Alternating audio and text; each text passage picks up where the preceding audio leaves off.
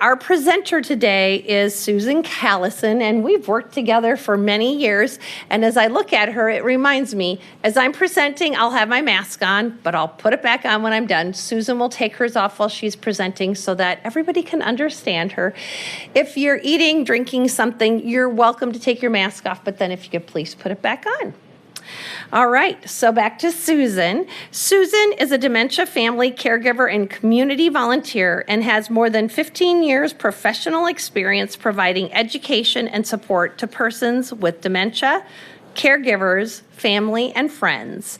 Susan is a graduate of Iowa State University with a BS in Family and Consumer Science and has worked in senior care services as a program specialist, community relations coordinator, and director of resident life supporting caregiving program in dementia care. She has a passion for helping people live more fulfilling lives, and I see our slides are advancing again. She has a passion for helping people live more fulfilling lives wherever they are on their life journey, especially those affected with Alzheimer's disease. Please welcome Susan.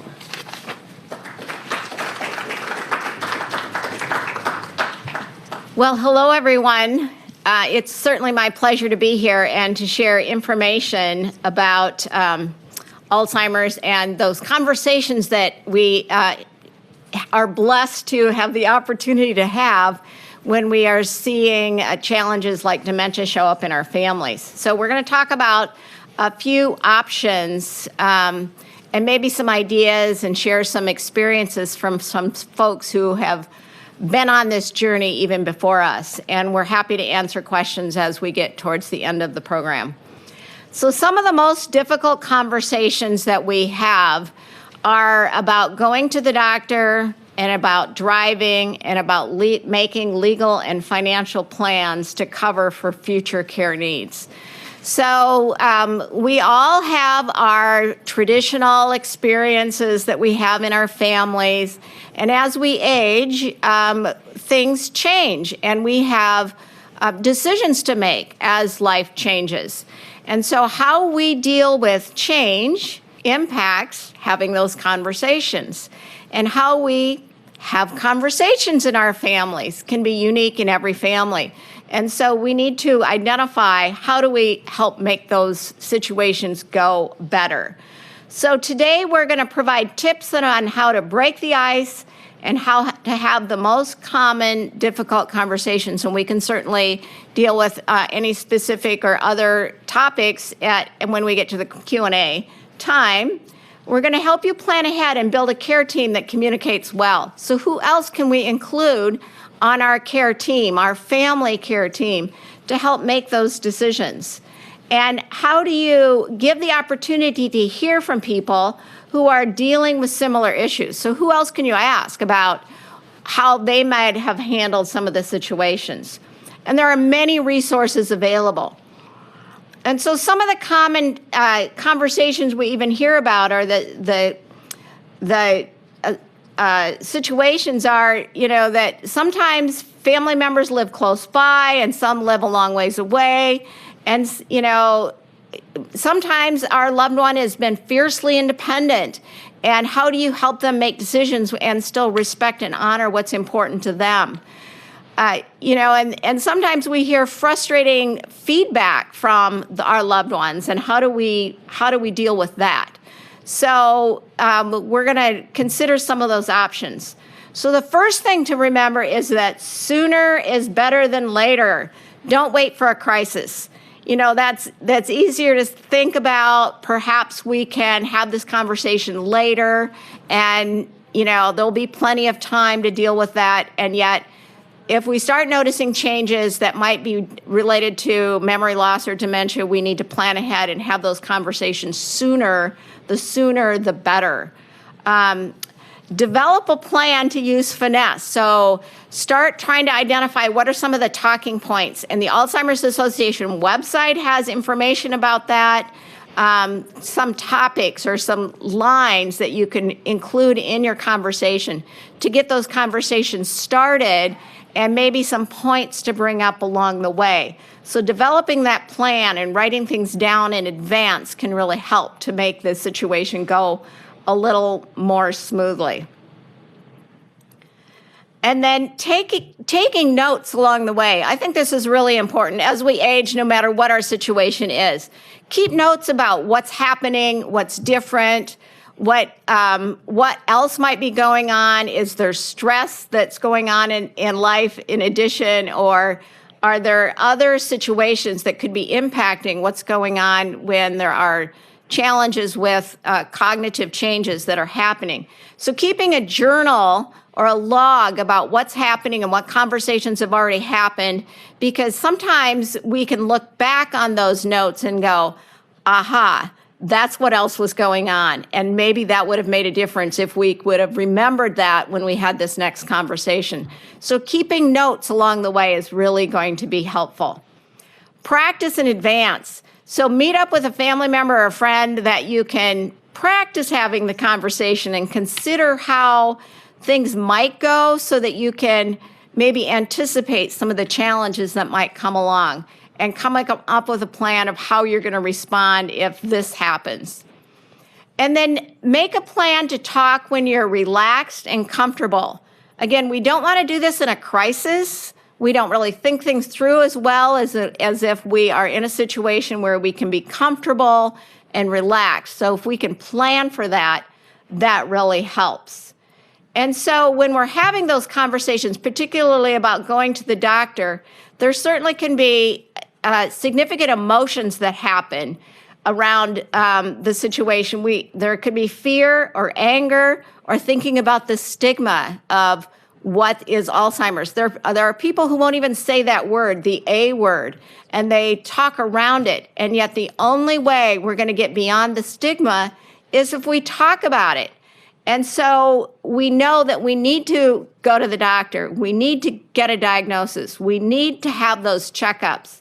We need help along the journey. And we can't just put it all off. Even if we're afraid, we have to take that on. I know in my family, fear stopped us from having conversations. And yet when we had to have those conversations, it was never as bad as what we thought it was going to be. And it got easier the more we did make a point to talk about things. And so this is Donna, and she's going to share with us a little about her experience and the importance of talking about it and about getting help. I think you have to be honest. I think that's the important thing with it. To get a loved one to the doctor, I think you just need to be candid and honest of what are you trying to do. We're trying to understand what we're up against. It's just so important to do that, because you can't battle something that you don't know what you're battling. Again, it may not have been Alzheimer's. It could have been depression. It could have been so many other things. And guess what? There's other things you can do to take care of those issues as well. But that's what you need to be able to do. So Donna really talked about we need to know what we're dealing with. It may not be dementia at all, and if we are noticing symptoms, we need to find out what's really going on. So tips for getting the conversation going. Use words that are most comfortable for the person. So we don't want to talk beyond their ability to understand. We need to talk in terms that we're both comfortable with.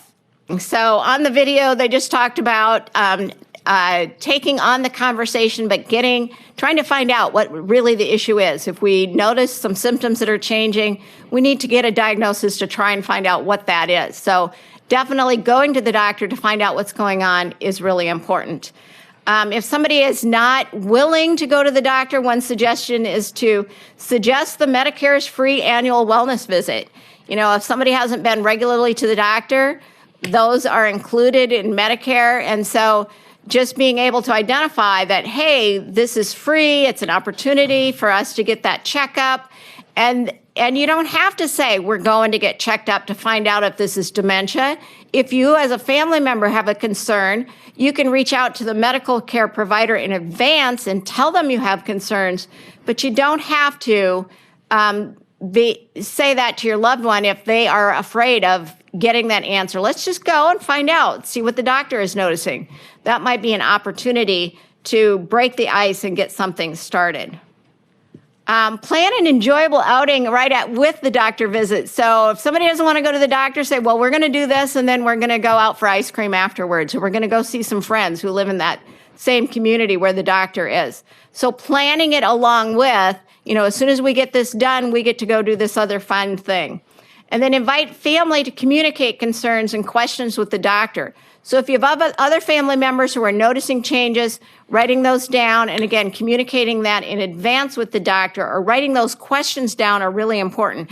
I know when I go to the doctor, I don't remember to ask all the questions. I need to write them down. And it's especially important if you're dealing with major changes like cognitive loss or memory loss, that you're trying to find out what's really going on with a loved one. And then if they're still reluctant, try using a therapeutic fib. This one can be very dangerous. We talk about with dementia or Alzheimer's, when somebody needs to be told something that is not true, we need to make sure that we're speaking their language or entering their reality, being with them where they are. But if they know we're lying, then that's really going to create some very difficult trust issues. And so getting some help on what is a therapeutic fib about what we're doing and where we're going, you got to be really careful with that. And yet sometimes it can help, and yet sometimes you really have to be careful about making up a story that is not true. So getting some help along that line is helpful. So what about driving? If you notice that you have a loved one that is having a challenge driving and you think it's time for them to stop driving, how do you have that conversation? I know this is one of the most difficult ones I've heard about from families that are dealing with those kinds of challenges. If you start noticing that there are little accidents, fender benders, if there's more traffic tickets, there are scrapes in the car, if there's mistakes when driving, of course, we need to find out what's going on there. And, there are many reasons why people need to consider not driving or only driving on familiar routes or not driving at night. It doesn't necessarily mean somebody is dealing with cognitive loss. And so it doesn't have to be the worst thing that ever happened, but we do need to have those conversations about it. So Chris's family needed to have this conversation. We're going to hear from him. There's no exact answer on this is when you stop driving. You can tell when coming up to an intersection, as an example, the ability to understand what's going on around you was starting to deteriorate a little bit. Being on the highway with cars on both sides becomes a little bit more difficult. And first and foremost, the safety of everybody in the car as well as other drivers on the road. You think about that, and you want to make sure you're not putting anybody in danger. But then the difficult part is telling your dad, who you love, and he loves driving, and he's used to it, and he can no longer do that. But then even then, taking the keys away full time was very difficult. The doctor was very helpful in just saying, medically, you can't do this anymore. But my mother had the hardest time with this because she knew how much this was going to hurt him as well. And this is one of the first things that we had to deal with as a family when it came to telling my dad that he had to stop doing something because of this disease. That meant a lot to him. Chris does a really good job explaining that it's really a tough thing to do, and yet we still need to do it for the health and safety of the entire family. So planning ahead before an accident occurs is important to, again, write things down, make a plan, trying to identify how you're going to have this conversation and making that plan to make it happen. Express your concern. Certainly if there's a safety issue and there are accidents, and sometimes it's not a problem. Sometimes people identify that, yeah, I don't want to be put in that situation anymore. I am uncomfortable with. Sometimes they do notice it, so we can't assume that they're going to say no, and yet we need to be ready in case they do say no. But expressing that concern and identifying that it really needs to happen. Appeal to the person's sense of responsibility and concern for others. And sometimes this works and sometimes it doesn't. I know people who have said, I'm perfectly fine and I don't believe that I'm a problem on the road. But we need to at least take those things into consideration. And here's Sheila. some tips on having the conversation is pointing out, especially for my father, the potential danger to others that it may cause if he's behind the wheel. And, you know, just talking about it from the standpoint that this is not only the best thing for you, but this is also the best thing for others around you. And these are some of the alternatives, making sure that, you know, this is what's going to happen, having a plan. You know, if mom can't take you, then Uncle Thomas or some, you know, will be here to take you, and we will make sure that you're getting out of the house and that you're doing some things. So, you know, presenting the bad news, but then also presenting the plan. And for my father, that's really, really important to have a plan. So all for the alternative plans for transportation. Sometimes driving means their independence. And yet, how else can they be independent and be able to express their ability to make their own decisions in a different way? And making sure they have transportation to get to be where they want to be is important as we're considering what's next. And incorporate the voice of an esteemed professional and have empathy. So we certainly need to understand and appreciate how they feel and let them know I would be frustrated too if I couldn't drive. And yet, if a professional like a doctor is saying we shouldn't drive, we need to at least consider, we need to talk about what that might look like. And Wendy's going to talk about using empathy.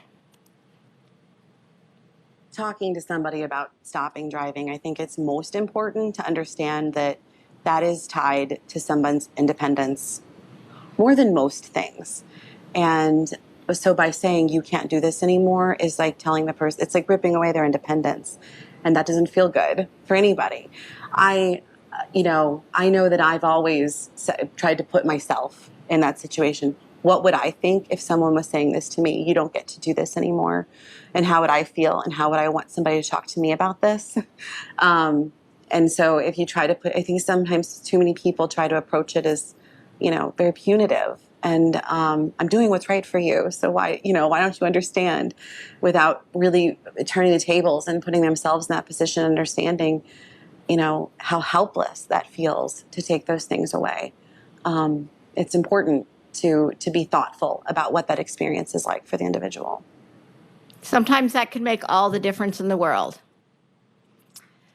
So when to stop driving, we certainly want to look at the options and choice and planning around that and decide what's best as a family. I know there are several driving evaluation organizations that also can be helpful.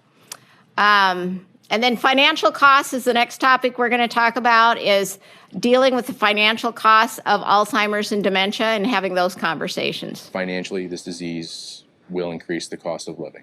It's just a fact. So planning for those extra costs is that much more important than what you were planning for before. And so you have to review everything that's in place, see what changes need to be made, both legally and financially, and you have to monitor that going forward afterwards too.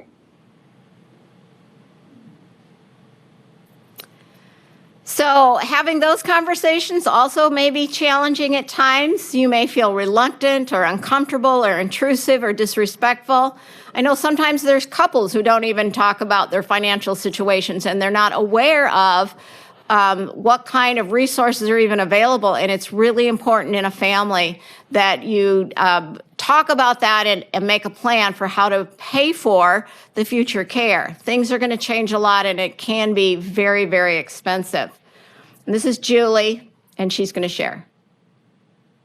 Here's what I've come to after all of this. That it's the most loving and kind thing you can do for them is to be honest with them and say, this is like a really scary thing. And I feel a lot of discomfort bringing this up to you. But you know, I tell them, if you're going to be the one who's going to take them on this journey, then you have to tell them, I'm going to be here on this journey with you. And there are things that we have to do to get this in place. We're going to go on this journey together. I've told you I'm going to be here with you till the end. So let's get this ready. It's like we're going to go on an ocean ship. We've got to get things packed up. We've got to figure out what we're taking with us. We got to get ready. And the things that we have to get ready, we have to make sure that we know which doctors you're going to be using. I need to get this signed, okay? So that if you go in there and they have to do surgery, for example, I got to have this durable power of attorney for health care for you. I have to have this worked out, okay? Now, if for some reason, okay, you need to go to rehab after something, I have to have these documents here, the financial stuff, so I can get these things taken care of for you while this is going on. I don't want to have anything get in the way of us being able to progress and keep doing this. I said, it seems hard because it's hard in our heads. You know, everybody's read about people who've stolen from elderly people, who've done these horrible things. But if you're the person who's approaching this with loving kindness and compassion, and you're willing to take this person on this journey, you're not doing a bad thing. You're doing the right thing by talking to them about it. And you approach it from the standpoint of, I'm here for you. I'm doing this for you. We're going to do this together. And I'm going to help you through this. And these are the tools that I need to make sure that we can do this. So tips to help with that conversation around legal and financial planning. Begin by explaining that you're in this together. The decisions that you're making are going to impact the entire family in many cases. And so knowing that you're all on the same side is pretty important. Start by asking questions and gathering documents. And so, that's going to be different in every family and every situation on what exactly you need to start with. But there are tips that are available through the Alzheimer's Association on their website, as well as seeking advice of an attorney or a financial planner can be helpful as well. They'll tell you what kind of documents you need to start gathering. Explain that these are standard plans that need to be made as we get older. And so anybody that's over the age of 18 needs to start thinking about, who would I want to make decisions on my behalf if I can't make them? So it's not just somebody who's getting older and potentially is dealing with Alzheimer's. It's everyone that may end up in a situation where somebody needs to help make decisions for them. Break the conversation into parts and try different times and locations. If it's starting to be challenging, try another approach and see if that might be helpful. And then involve others as needed. Other family members and then other professionals can also be helpful to come up with more ways to bring up the conversation or more details that need to be taken care of. Involve those professionals that can really help make a difference in making the decisions that you need. And then it's important that we build a care team. We start with our family, and sometimes that's a single person, and sometimes it's an entire family, and we need to build that care team to be able to more smoothly get through this journey. And so we need to add our medical team. So it's the nurses and the doctors and the staff, our general practitioner, as well as specialists that we're going to add to this team, as well as therapy organizations and others. They're going to help make that care go better. And then our peers, whether it's our peers at work, if we have a parent or a loved one who's needing additional help and we're still working, it might be our peers at work or our family and friends. And then there's additional people at the workplace. Sometimes there's folks who provide education and support that are from HR. They might be able to be helpful, and sometimes you have to take more time off or need some FMLA. So talking with those folks about the situation may be helpful resources to get through the challenge. And then there are many, many, many community resources in all the communities across the state of Iowa and across the country. And so reaching out to Aging Resources of Central Iowa, or if there needs adaptive equipment, those are opportunities to help us along the way. And then the Alzheimer's Association has a tremendous amount of resources available. And these are just some of them listed here on this screen. ALZ.org is the website. You can get it on your phone or on your computer. And they have all of these different areas on their website that provides help. The 800 number, 800-272-3900, they're available 24/7. So let's say you started a conversation and maybe it didn't go so well. So you can call them and say, I need some help with dementia conversations. How else do we solve that issue? There's training, there's free online education. This program is available online as well as many others, including legal and financial planning. And there are support groups across the country and across Iowa. You can go to alz.org/find us to find support groups near where you live. Getting involved can also help, and we have the Walk to End Alzheimer's and Trial Match and all of these other areas that the Alzheimer's Association has. And sometimes just getting involved will take your mind off the difficult part and help you build a community of others who are going through a similar situation. So getting involved can really help and be able to identify even more ways that may be able to help.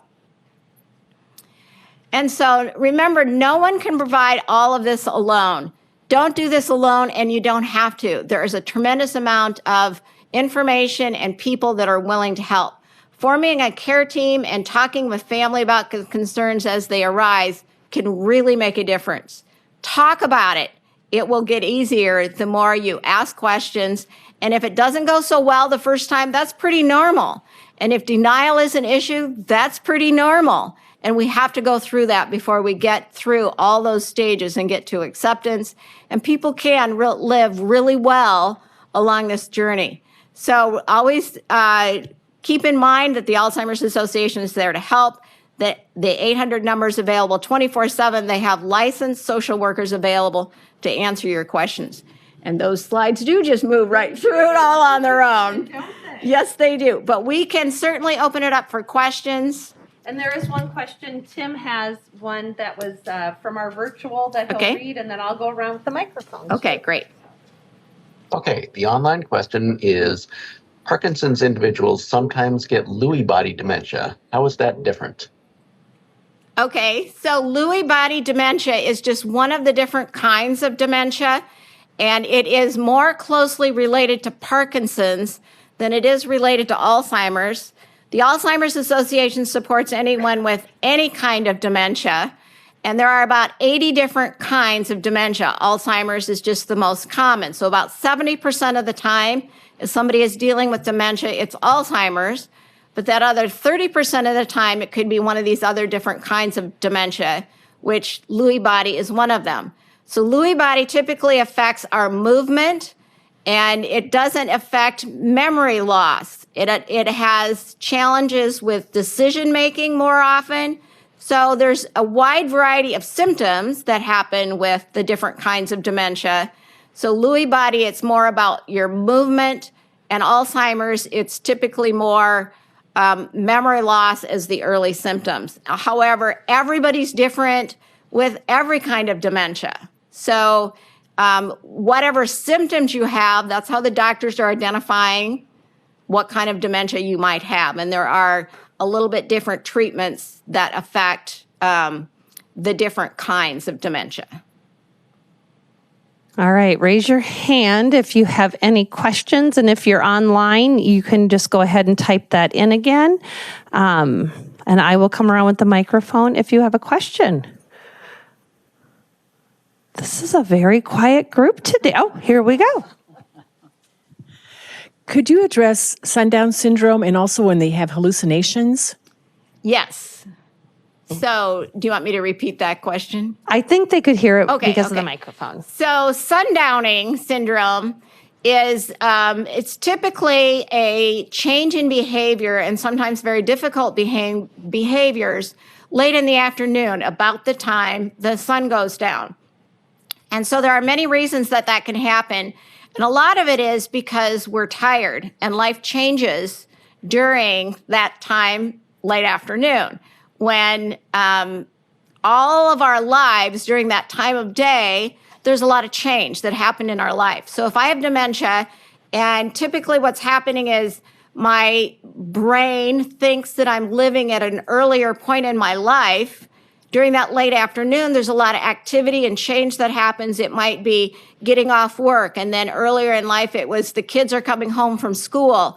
And if I think I'm living during that time in my life when all of that needs to happen, I have this anxiety around something needs to happen here and I need to go do that. You might even hear of women wanting to be home when their kids are getting off the bus.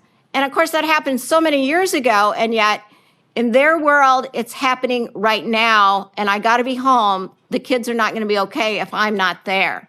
So what do you do about that? You try and be with them where they are in their world. We try and identify what's causing the anxiety. And it could be a wide variety of things. If they're just really tired because as we age, we can't keep up with things like we used to, and maybe we needed to rest or a calmer time. If somebody is living in a care facility, a lot of times that is shift change. Things are changing and I'm out of my routine. So we're trying to find what's causing the anxiety and address that. If it's somebody that's worried about their kids coming home from school, we might say, well, when the kids get home from school, are we going to have a snack? Shall we go make a snack? Let's go make some toast and or whatever. Let's get out the cookies while we're waiting for them. And then tell me about your kids. That line, tell me about, and fill in the rest of the blank, can help you try and identify what's going on or what the anxiety is close to. So as somebody is dealing with that sundowning situation, we all need to become detectives and try and identify what is it they're trying to tell us. They are communicating differently to us, but they are still communicating to us. And we just need to figure it out, what they're trying to tell us, what is getting in the way of them being comfortable or calm or happy. And that's our goal. That makes sense. There is an education program that's effective communication, and that's available on the website as well. So that might be helpful. And then you asked about hallucinations. Is that right? Yes. So not everybody with dementia has hallucinations. Hallucinations are more common with Lewy body dementia than it is with Alzheimer's. And so it is a real thing that's happening in the brain. They might see things. Typically, they are not frightening. They're confusing because they might see small children or they might see something and they think it's an animal or a small child. And it's confusing because why is it there? Why do they see this thing that is not there? But again, we need to be with them in their reality. It's helpful to ask them about what they're seeing. So tell me about that animal that you think is underneath the bed. Not that you think, that animal that is under the bed. Tell me about it. What does it look like? And that will acknowledge and value what they believe to be true and help them process that information and know that we're, again, all on the same side. If somebody is experiencing hallucinations, you definitely need to talk to your doctor about it and try and find out what is causing that. And it's again, a very more rare part of dementia symptoms. Anybody? Oh, here's a question. What kind of testing do the doctors do to find out if that's what it is, dementia or Alzheimer's? Okay, what kind of testing? That's a great question, and it has changed over the years. They used to say that you had to actually have an autopsy to know whether somebody has Alzheimer's, and now with 99% accuracy, they actually can diagnose many different kinds of dementia, even in the early stages, even with mild cognitive impairment, which is kind of a situation where somebody might be having cognitive loss that's severe enough to affect their daily life, but not severe enough for somebody to know to need assistance in their living. So when a doctor is trying to identify whether somebody does have Alzheimer's or another dementia, they'll ask a lot of questions. They will sometimes they'll ask people to draw a clock. They will ask. They'll say, "I'm going to give you 3 words," and later in the I see some nods. later in the evaluation, they'll ask you what were those 3 words. So they might be truck, blue, train. You know, they're not really, I guess there's 2 transportations thing there, but they might be 3 different things that you typically nouns, and then they're going to ask you later, do you remember what those words were? And everybody's different. People with a lot of education usually pass the tests for a longer time, and so it's harder to get a diagnosis in that. There is something about drawing a clock and writing down the numbers around the clock that is very significant when somebody is dealing with Alzheimer's. They lose the ability to process. They know what a clock looks like, but they are not able to write that down. And so that's a pretty significant tool that they'll, and again, quite often it's asking a lot of questions. They can do scans, but you know, the scans are more expensive and they don't always need to do the brain scans to be able to identify. What is happening with Alzheimer's is that our brains have 100 billion brain cells. And when somebody starts having symptoms of Alzheimer's, what's happening is some of those brain cells are dying. And the first brain cell that died was 10 to 20 years before the first symptom. So it's very slow progressing. So somebody, you know, any one of us might have it now, and we may not have any symptoms for many, many years.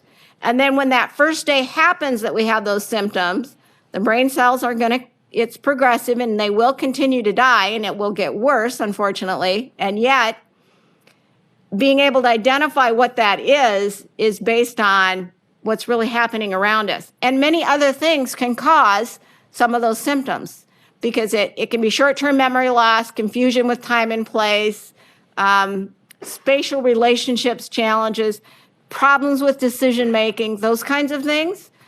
Well, if you are severely dehydrated or have a urinary tract infection, some of those things can happen too, or vitamin deficiencies.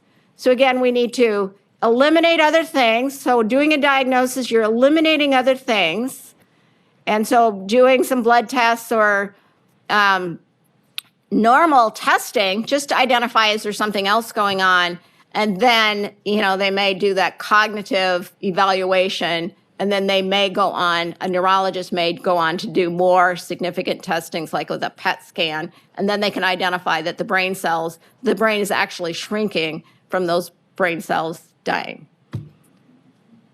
All right, I have another question. Long explanation to diagnosis. I just want to know, alcohol kills brain cells too. Would that speed up the development of these diseases?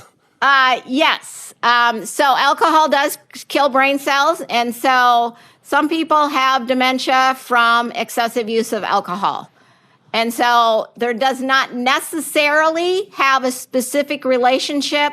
Right now, they say that the best ways we can reduce our risk or delay the onset, there are 4 things you can do, and it's diet is one of them.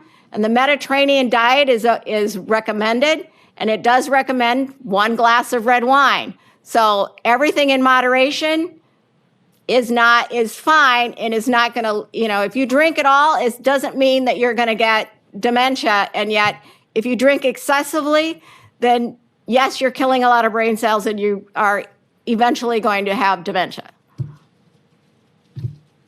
All right, I'm making my way down front here. Great questions. Thank you. My question is regarding starting the conversation. In the video with Chris, he was referring to his conversation with his father. So what kind of role do the grandchildren have in this, especially at the starting part of the conversation? And then I'm considering the adult grandchildren. Okay, so it kind of depends on the family dynamics. Adult grandchildren, I mean, you certainly can appeal to the safety of being around the family. Adult grandchildren could certainly be part of the solution of getting grandpa where he needs to be, you know, and be able to provide that independence. all being involved in, and if a doctor is saying, and usually it's a doctor who is the one who needs to be involved to say, it's time for you to stop driving. It's pretty difficult for just a family member. If I'm somebody who I do not want to give up my driver's license, I'm not just going to always just believe my family member who says, you're not safe, you need to quit driving. Or even if they say, I'm really concerned about your driving and whether or not this is safe, and certainly include the adult children and adult grandchildren and even, teenagers. So it all kind of depends on the family dynamic. And if somebody it's going to be really difficult and they're not going to want to give it up, we sometimes need to include the DOT or the doctor to intervene and make that decision, because as a family, we don't want to have to be the one that makes the absolute if we have a loved one who doesn't want to give it up. But if a doctor says you can't, or the DOT says you can't drive anymore, then it takes the pressure off the close family members. So asking how they all perceive the situation is going to be important. What specialists are available here in Ames, Mary Greeley, McFarland, et cetera, to deal with people who are thought to be entering the stage of dementia? What specialists are available here in Ames? Well, now that is a really good question. And I actually live in Urbandale now, so I don't know the answer to that question. I lived in Ames for a really long time. It's typically the neurology department, isn't Yes. it? I mean, you would start with your family practitioner or your general practitioner, right? And Yes. but I think Yes. then it's usually to neurology that has the involvement. Yes, so there are some general practitioners who are very knowledgeable and able to diagnose many forms of dementia. Quite often, though, you'd go on to see your neurologist, and I'd ask at the neurology department and see what they specialize in. I know in Des Moines, the neurology departments, they have people who specialize in different kinds of conditions. And so some of the neurologists deal with Parkinson's, some deal in Alzheimer's or other dementias, and some deal with stroke. So there's finding out what their specialty is and asking for a referral. And quite often people have to go to a bigger population center, even than here in Ames. So are there neurologists who deal with Alzheimer's here in Oh, yeah. Ames? Oh, Okay. yeah. Yes. But I guess I just contact the neurology department. Yeah. And then Tim's going to jump in. There's an online Okay. question. Can you explain acting out your dreams in REM sleep?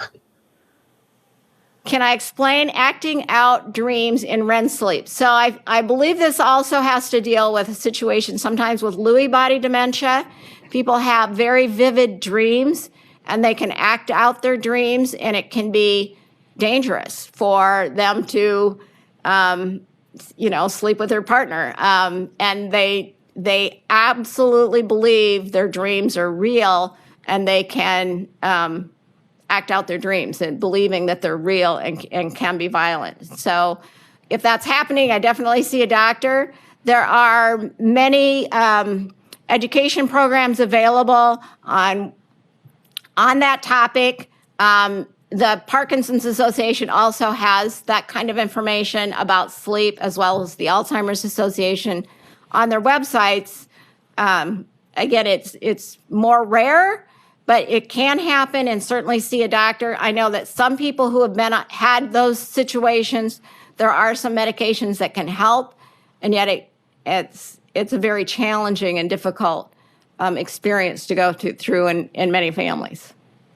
I have a question. I know sometimes when people are in the hospital, they can develop delirium. And my mom had this issue when she had a knee replacement.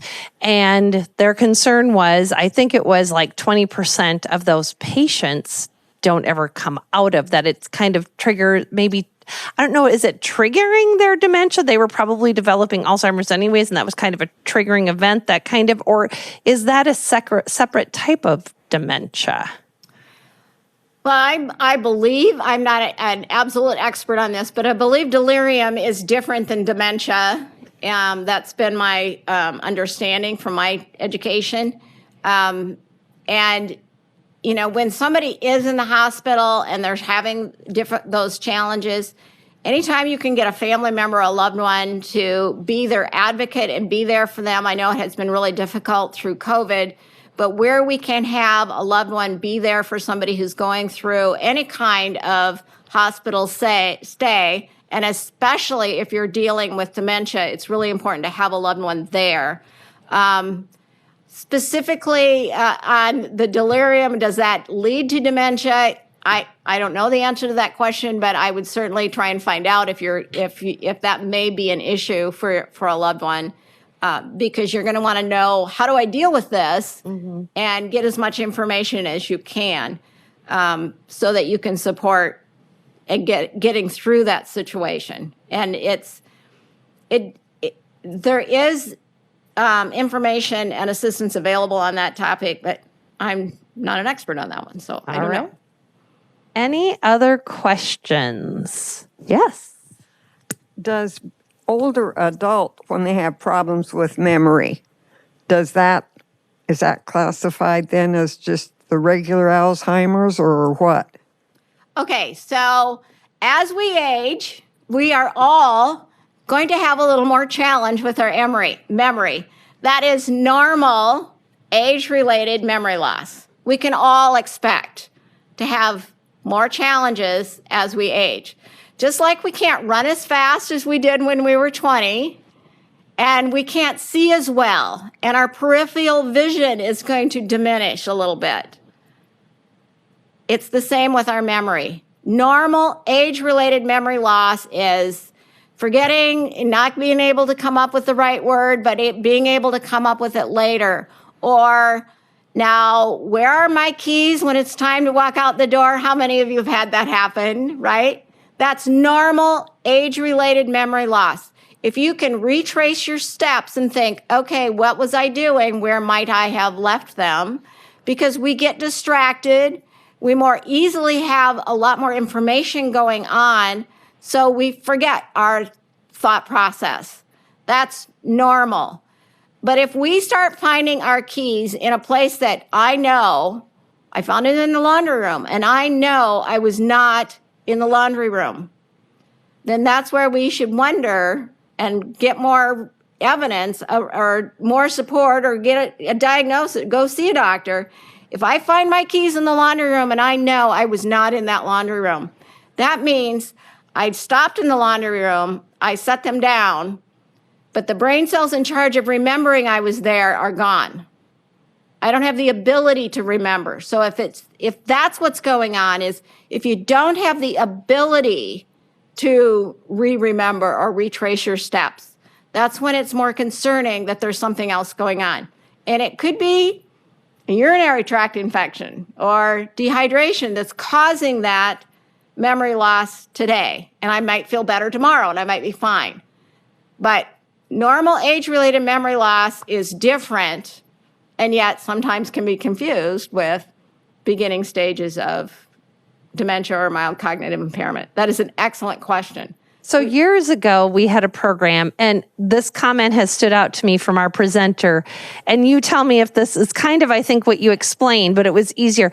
It was, if you remember, you forgot, you're okay. Yes. So if you go to the laundry room and you go, oh, that's right, my hands were full, I set them down. So you remember that you forgot. It's like, but like you said, then they said, if you go there and like, I didn't come in here, I don't know why they would be here. So I just thought that was an easy way to remember it.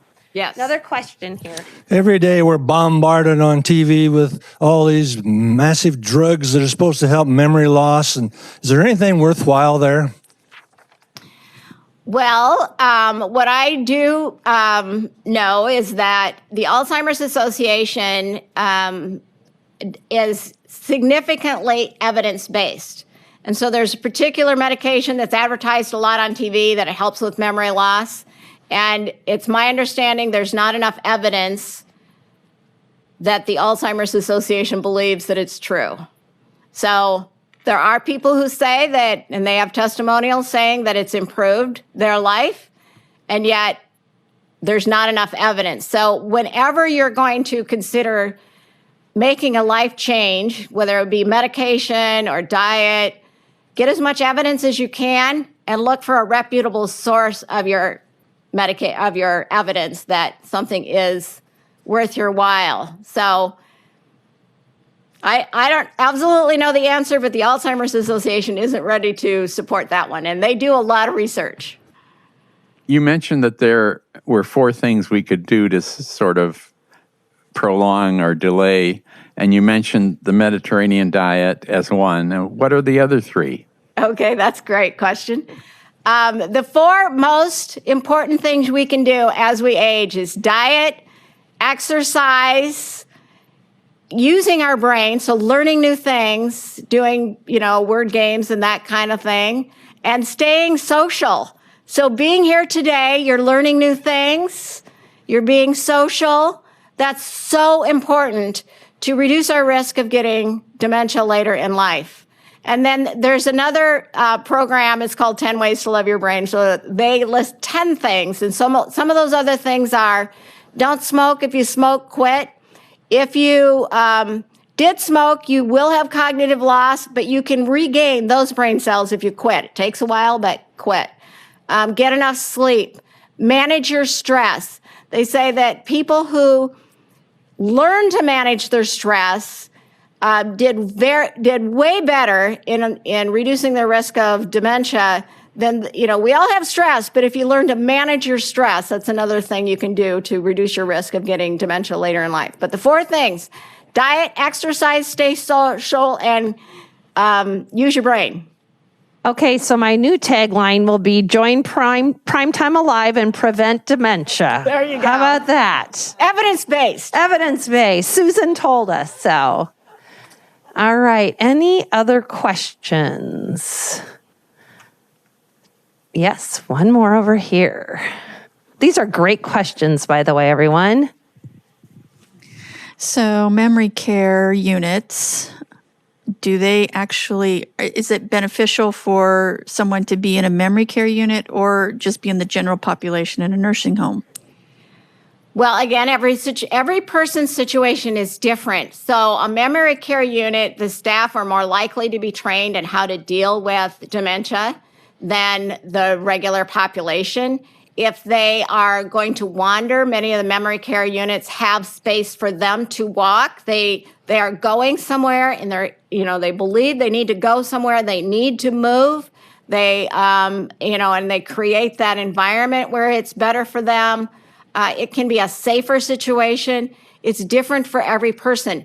If somebody progresses in the disease and they're not mobile anymore, and they're not communicating, it might be fine for them to not be in that memory care area. So there are memory care assisted livings, and that's different than a memory care long-term care situation, and the staffing level is different. So again, it's different in every situation, and I definitely have an evaluation with the staff. I'd ask a lot of questions. There's a lot of information available through Aging Resources and as well as the Alzheimer's Association online. And what questions you ask, and everybody's different. If they need a memory care, it's going to be way better. And every memory care unit facility is different. Every staff person is different. So matching up the personalities of the staff with the residents is also important, and that can be different in every organization as well. All right. We've had that program, the 10 things you can do or whatever. Love your brain. Yeah, there that's a you good go. one. We had that a year and a half ago, but it's a good one, and we'll recycle it through every few years. So, Tim, are there any other questions online? Nope. Nope. All right. Any last questions in here? Nope. All right. Well, 10 things, 10 ways to love your brain. I'm guessing we do. Will you email me and I'll look, and if I have it, I'll send it to you. Or you could just maybe go to our YouTube channel and just search for that 10 ways to love your brain. Ways to love your brain. And that list is on the Alzheimer's Association somewhere on their website as well, because they've done some research around that. I'm almost, right, there you go. I'm almost positive we did that during COVID when we were virtual only, and all of those we recorded and we've put them out there, so it should be there. Well, Susan, great program. You know, I always think that we have all these questions. I enjoy them because it's nice to have you learn about what you really are wondering, and it's probably the person next to you didn't realize they needed to know the answer to that question as well. So we're all learning together, and just glad that we were able to be here. Susan, thank you for being here, and everyone online, thank you so much. I want to remind everyone of our upcoming Primetime Live programs. Our next one is Thursday, September 8th. Again, both we're offering in-person and virtual. Why does my hand hurt? Common causes of pain in the aging hand. And then Thursday, September 29th, we have a program, Easy Ways to Make Vegetables Taste Great. The last time we did this program about 4 or 5 years ago, oh my goodness, it was a hit. Lots of people attended. They really enjoyed it. And I think we all want to eat our vegetables and do what's right for us. But sometimes we just need some ideas on how to make them taste maybe a little more palatable. So anyways, once again, thank you, Susan. Thank you, everyone, for coming today. Please fill out your evaluations, and you can drop them off on that table as you walk out, and give me ideas for other programs you'd like to hear. Thanks for coming. Have a great day, everyone. Thank you, Whitney. Oh, pretty well.